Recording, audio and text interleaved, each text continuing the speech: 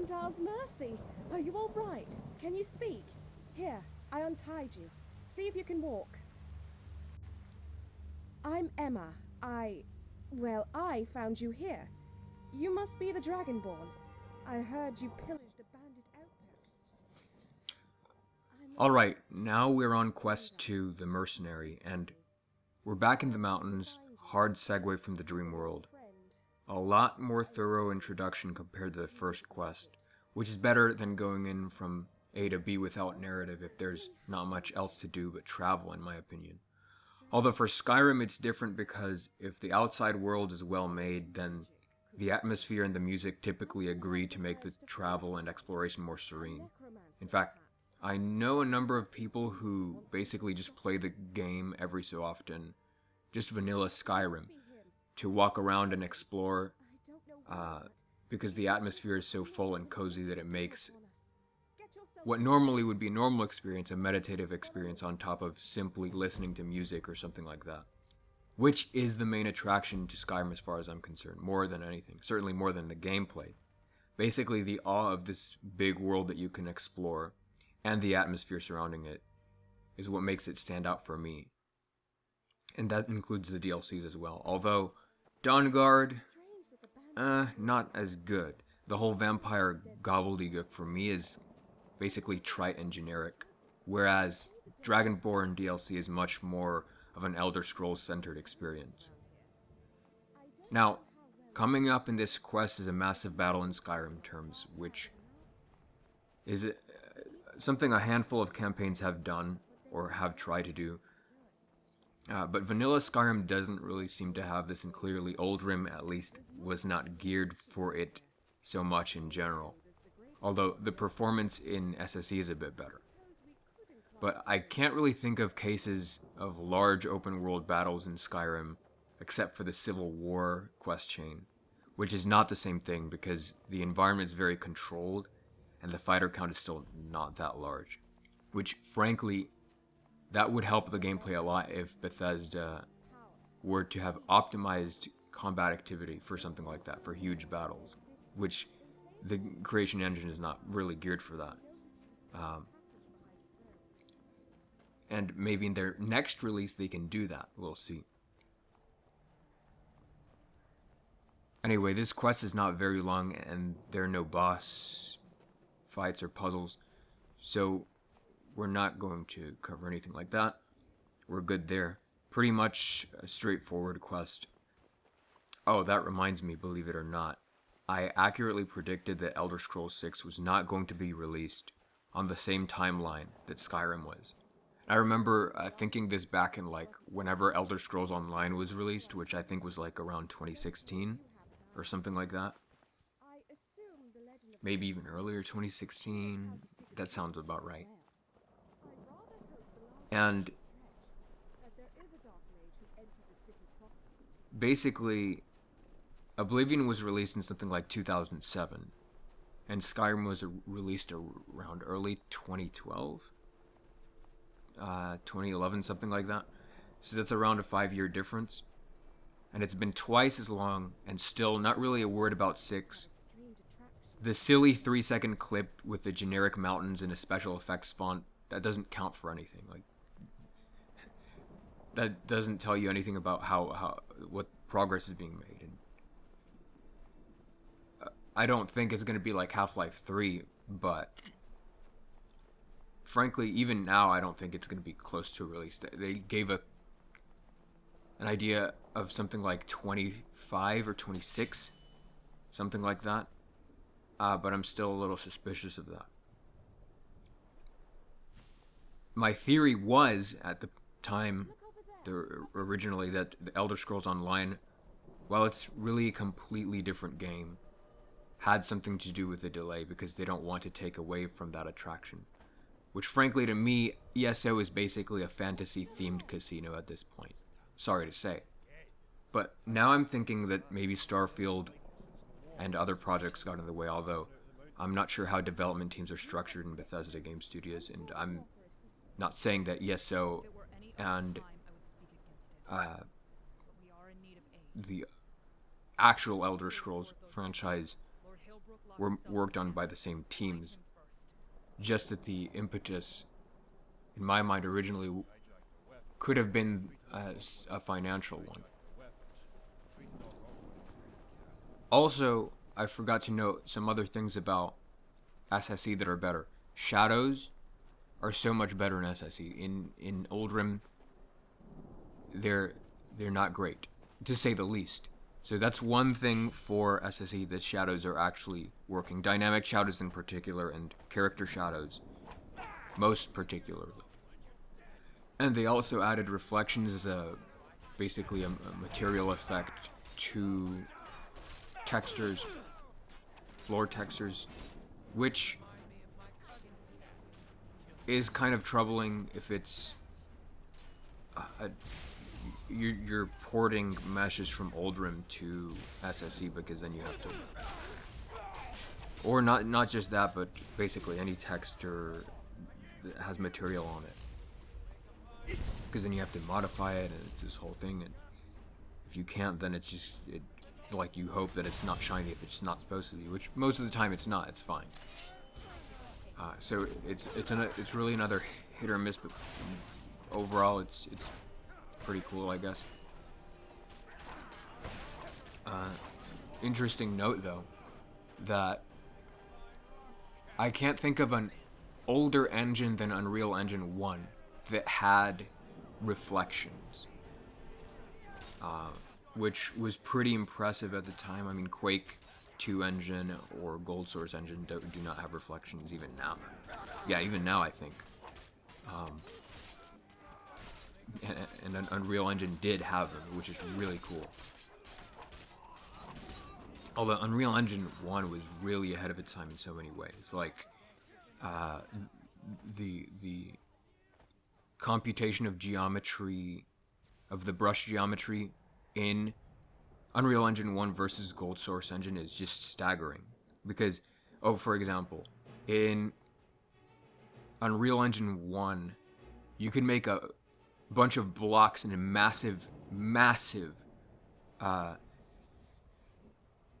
level, which people did, and people played that. And you can do the same thing in Gold Source. And in Gold Source, it will take forever. You add a bunch of lights in there, it's going to take forever to build that. Whereas in Unreal Engine, it takes nearly, I don't know, a quarter of a second. So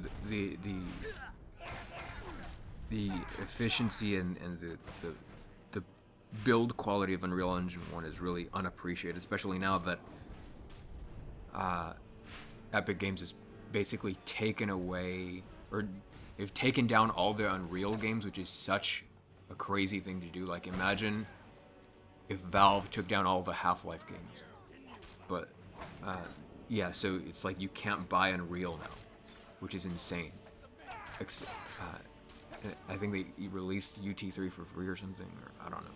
Which is so, it's just, at this point they might as well just give out the source code for UE1 for free and make it like royalty free or something. Whatever though.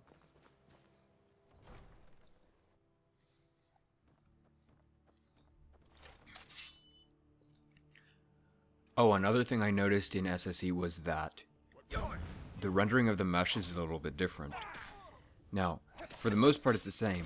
If you have a keen eye, maybe you'll notice that certain meshes, if you specify that the vertices are to be smooth and the edges are to be smooth, in Oldrim it'll look puffy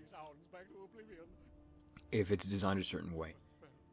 And the fix for that is to make the surface flat when it's a flat surface, and to avoid specifying that the surface is smooth, or rather avoiding specifying that the surface is flat when you're dealing with a more complex shape. But if it's supposed to be a flat surface and you specify flat, fine. And in SSE it's more refined, so that the puffiness, I guess puffiness, not the right word for it, but just it looks too rounded. If that makes sense. Like it lacks edge detail at all.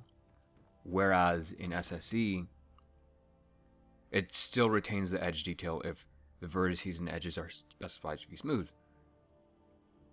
So that's one for SSE. It does look better. Things do look better in SSE in regards to that. And also there's the corner shading, which, realistic or not, does add a little bit of touch, dirty corners to accentuate edge detail, basically. However, in SSE, there's another issue, which is that it seems that the LOD distance has been reduced, and I assume that's for optimization, although that's a strange optimization as far as I'm concerned, in that, yeah, I guess it improves processing, but you're just lazily changing a value, and that ends up negatively affecting levels in general, particularly that were designed for Oldrim, like a bunch of mods, so that you get bad loading times for certain meshes and stuff like that.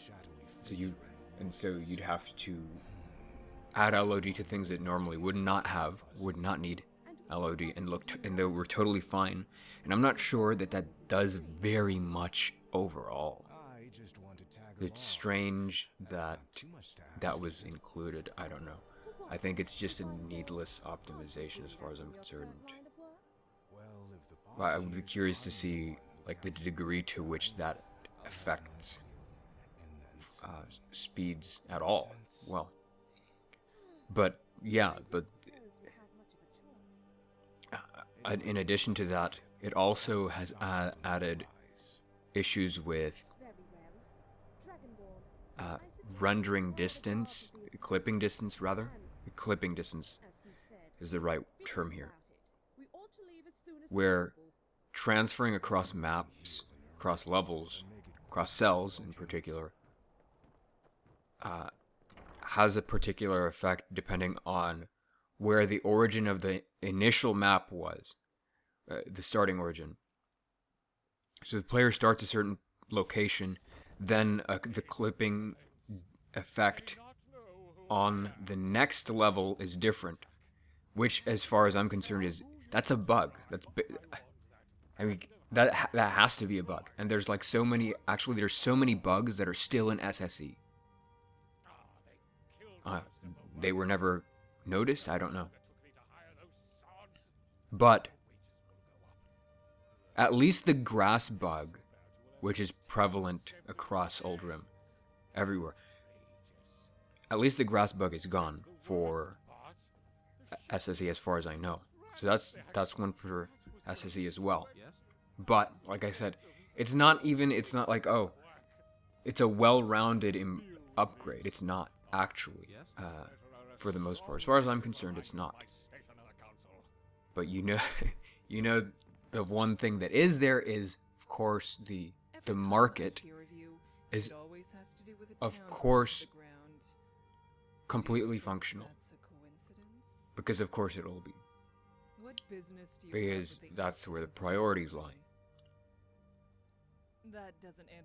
There's another bug actually that very few people know of, which is the skybox bug, which is that in certain cases, if you move from one cell that has a certain skybox to another cell that has a different skybox, then it'll superimpose the first one on the second one. That was never caught. That's still an issue in SSE. That you would only know of if you in the first place. Have worked with the creation engine for so long. So you were off grave digging in a dungeon and a mage attacked you? And you were rescued and led here? The Dragonborn's been helping us the whole way to Normally, I'd say you're lying. Then again, there are quite a few tall tales about you. You can, but you'll be going back to the Dead City. Well, sweetie, you seem to be in need of work. This job suits you perfectly. I want you to rid the entire city of those bandits once and for all. This better be worth my time. Done. Here's a key to the storage room on the second floor. Need something?